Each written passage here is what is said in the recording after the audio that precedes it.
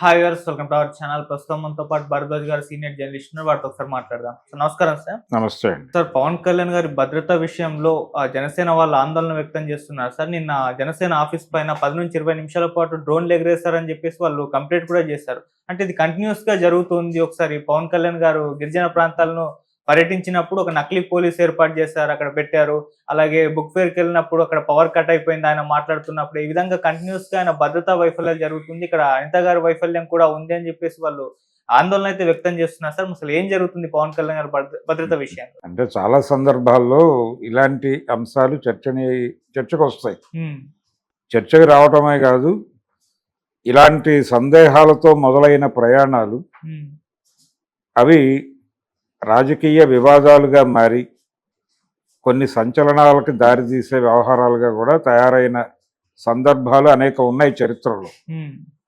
ఉదాహరణకి చంద్రశేఖర్ ప్రభుత్వం కుప్పకూలి 91 పార్లమెంట్ ఎలక్షన్స్కి దారితీసినటువంటి పరిస్థితులు గమనిస్తే రాజీవ్ గాంధీ గారి ఇంటి మీదుగా ఏవో విమానాలు ఎగిరాయి అనేది ఒక ఎలిగేషన్ బలంగా జరిగింది. అప్పుడు ఆయన భద్రతకి సంబంధించి ముప్పు ఉంది, రాజీవ్ గాంధీ గారి భద్రత మీద దృష్టి పెట్టడం లేదు ప్రభుత్వం, కేంద్రం గాలికి వదిలేసింది అనేది. అంటే ఇందిరాగాంధీ గారి హత్య జరిగిన తర్వాత రాజీవ్ గాంధీ గారికి కూడా ఆ స్థాయి థ్రెట్స్ ఉన్నాయి కాబట్టి కాన్షియస్గా లేదు ప్రభుత్వం అని అప్పుడు ఇలాగే ఆయనే స్వయంగా ఆగ్రహం వ్యక్తం చేశాడు రాజీవ్ గాంధీ గారు. ఈ ప్రాసెస్లోనే చంద్రశేఖర్ ప్రభుత్వం కుప్పకూలి ఎలక్షన్స్కి వెళ్ళారు. విచిత్రంగా ఎన్నికల ప్రచారంలో రాజీవ్ గాంధీ గారు హత్యకి గురయ్యారు ఎల్టీటీఈ చేతుల్లో, పెరంబదూరులో. ఆ హత్యకి గురి కావటం, ఇలాంటి ప్రమాదం ఉంటుందేమో అని చెప్పి ముందే చర్చ జరగటం, ఆ చర్చల్లో భాగంగానే ఇది జరగటం, ఆయన వాంటెడ్గా చేస్తున్నాడు, ఇది ప్రభుత్వాన్ని కూల్చడం కోసం చేస్తున్నాడు అనే ప్రచారం కూడా జరగటం, కానీ హత్య జరగటం, ఇలాంటి అనేక ఇన్సిడెంట్లు కనిపిస్తాయి. ఇలాంటి ఈ డ్రోన్లు ఎగిరినాయి మా ఇంటి మీద నుంచి, మా భద్రతని ప్రభుత్వం పట్టించుకోవడం లేదు. నిజానికి అప్పుడు విపి సింగ్ ప్రభుత్వం కుప్పకూలిన తర్వాత ఏర్పడినటువంటి చంద్రశేఖర్ ప్రభుత్వాన్ని ఆ డిజైన్లో ఆయన ప్రధాని అవటం వెనకాల రాజీవ్ గాంధీ గారి పాత్ర ఉంది అనేది అందరికీ తెలిసిన విషయమే. విపి సింగ్ని తప్పించటంలో ఆయన పాత్ర ఉంది, అలాగే చంద్రశేఖర్ని ఎక్కించటంలో ఆయన పాత్ర ఉంది అనేది అప్పటి రాజకీయాలు తెలిసిన వాళ్ళందరికీ తెలిసిన విషయం. కానీ ఆయనే స్వయంగా మళ్ళీ ఈ ప్రభుత్వం మీద విమర్శలు చేయటం అనేది కొంచెం సెన్సేషన్ క్రియేట్ చేసింది. ఇదేంటి వీరు ఏర్పాటు చేసిన ప్రభుత్వం మీదే వీరు నిందలేస్తున్నారు అని. అలాంటి కొన్ని పోలికలు ఇక్కడ కనిపిస్తాయి. అంటే ఒకవైపు ఆయన కూటమిలో భాగస్వామి అయినటువంటి పార్టీకి చెందిన నాయకుడు, ఆ పార్టీ కార్యాలయం మీద నుంచి డ్రోన్స్ ఎగిరినాయి అనేది ఇప్పుడు గొడవ.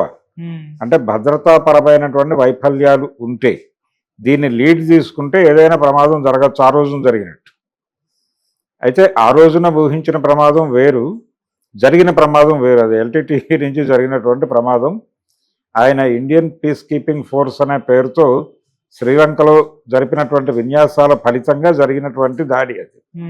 ఆ దాడిలో చనిపోయాడు ఆయన. అయితే ఇక్కడ అలాంటి సందర్భం ఉందా అనేది ఒక చర్చ.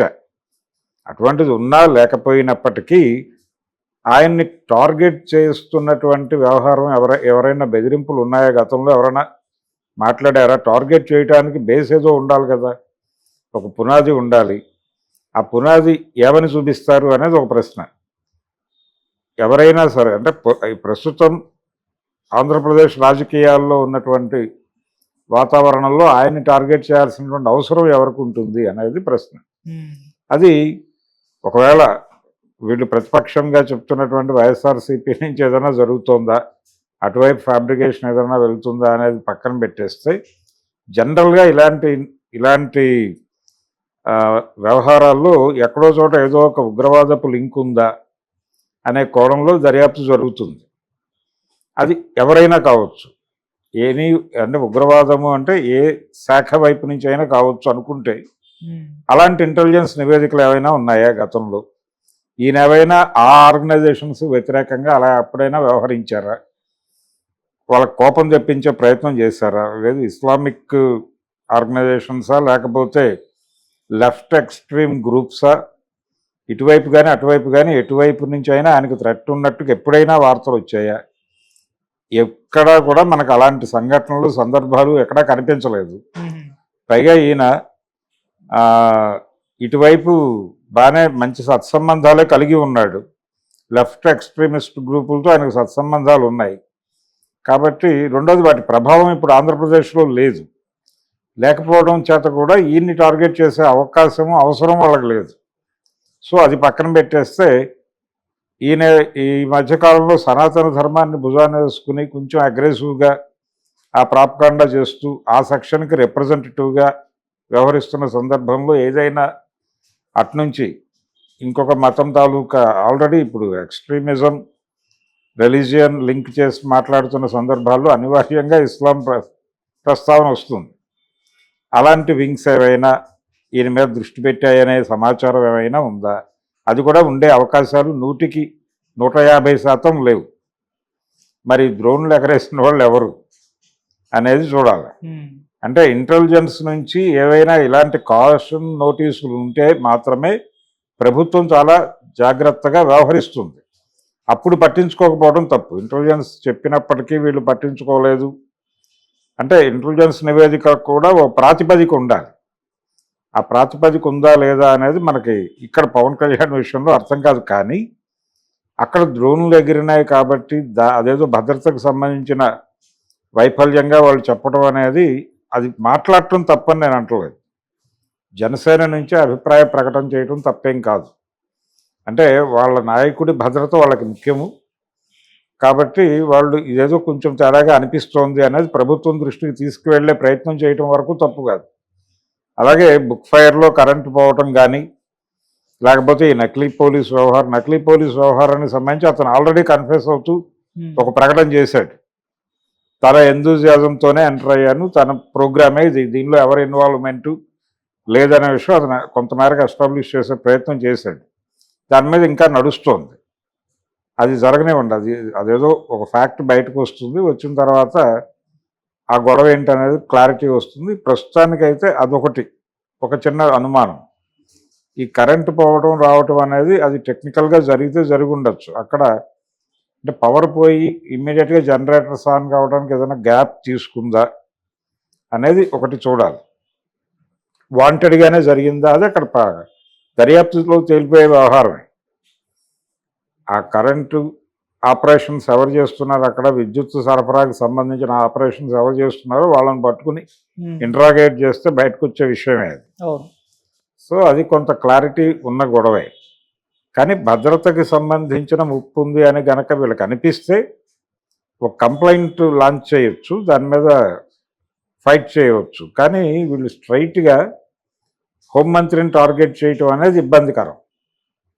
గతంలో ఆల్రెడీ ఇలాంటి ప్రయత్నం ఒకటి ఆయనే స్వయంగా చేసినటువంటి విషయం మనం చూసాం. ఏది నేనే కనుక హోంమంత్రిని అయితే సినిమా వేరేగా ఉంటుంది అని ఆయన ఒక వార్నింగ్ కాల్ ఇచ్చాడు ప్రపంచానికి. ఒకవేళ ఆ వార్నింగ్ కాల్ నేపథ్యంలో ఏవైనా ఈ దాడులు చేయటానికి సిద్ధపడుతున్నారా అనే యాంగిల్ కూడా ఒకటి తీసుకోవచ్చు. ఏది ఆయన ఎవరి గురించి మాట్లాడారు, అప్పుడు ఎవరి గురించి ఆ ప్రకటన చేశాడు? చాలా చోట్ల చట్టపరమైనటువంటి ఉల్లంఘనలు జరుగుతున్నాయి, పోలీసు యంత్రాంగం సరిగా వ్యవహరించటం లేదు, నేరస్తుల్ని పట్టుకోవడంలో కొంత తాత్సారం జరుగుతోంది అనే యాంగిల్లో ఆయన మాట్లాడుతూ, నేను గనక ఛార్జ్ తీసుకుంటే పరిస్థితులు వేరుగా ఉంటాయి, ఇలా ఉండదు, ఒళ్ళు దగ్గర పెట్టుకుని బిహేవ్ చేయండి అని ఒక వార్నింగ్ కాల్ ఇచ్చాడు. అప్పుడు ఆయన టార్గెట్ చేసిన వాళ్ళల్లో ప్రధానంగా ప్రతిపక్షం ఉంది కాబట్టి అట్నుంచి ఏమైనా జరుగుతుందా, అదేమన్నా లీడ్ జరిగిందా అనేది ఒకటి చూడాలి. ఇలా అనేక అంశాలు ఉన్నాయి దీనిలో లింక్ అయ్యి. దీని మీద ప్రోబ్ చేయమని వీళ్ళకు ఉన్నటువంటి సకల అనుమానాలని ప్రస్తావిస్తూ ఒక కంప్లైంట్ ప్రభుత్వం ముందు పెట్టడం వేరు, నేరుగా ఒక శాఖను టార్గెట్ చేస్తూ మాట్లాడటం అనేది వేరు. అది ఇబ్బందికరం, సబ్స్టేటివ్గా ఉంటుంది అధికార పార్టీకి. అధికార పార్టీ అంటే వీళ్ళు అధికారంలోనే ఉన్నారు కానీ లీడ్ చేస్తున్నటువంటి పార్టీ తెలుగుదేశం. తెలుగుదేశం పార్టీ తాలూకా మంత్రి పదవి అది. అంటే ఆ పార్టీ తాలూకా మంత్రి గురించి మాట్లాడాల్సి వచ్చినప్పుడు అది ఒక ప్రాపర్ వేదిక మీద మాట్లాడాలి.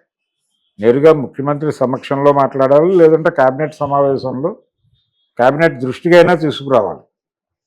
కేబినెట్ దృష్టికి తీసుకురావడం కన్నా కూడా స్ట్రైట్ అవే సీఎంతో యాక్సెస్ ఉంటుంది కాబట్టి నేరుగా అక్కడ ప్రస్తావించి తేల్చేసుకుంటే సరిపోతుంది. ఇలాంటి ప్రయత్నాలు ఏవి జరగకుండా వేగ్గా ఇలాంటివి చేయటం వలన అనవసరమైనటువంటి అభిప్రాయాలు ప్రజల్లో వీళ్ళే ప్లాంట్ చేసిన వాళ్ళు అవుతారు. ఈ ప్లాంట్ చేసినటువంటి అభిప్రాయాల ప్రాతిపదికగా ఇతరులు రకరకాల కథనాలు పుట్టిస్తారు. ఆ పుట్టించే కథనాలు కూటమిలో ముసలము, ఇక విడిపోతున్నారు, పవన్ కళ్యాణ్ రేపు ఎల్లుండో గుడ్ బై చెప్పబోతున్నాడు టైప్ వార్తలు స్ప్రెడ్ అవుతాయి. మీరెందుకు అలాంటి వార్తలు స్ప్రెడ్ చేయడానికి అవకాశం ఇవ్వాలా? అందుకని మీరు ఆరోపణ చేసేటప్పుడు జరిగిన విషయం స్పష్టం. డ్రోన్లో ఎగిరిన మాట వాస్తవం, అక్కడ ఆయన కనిపించిన మాట వాస్తవం, ఎవరు నకిలీ పోలీసు, ఇవన్నీ ఫ్యాక్చువల్గా కనిపిస్తున్న విజిబుల్గా ఉన్నవే కాబట్టి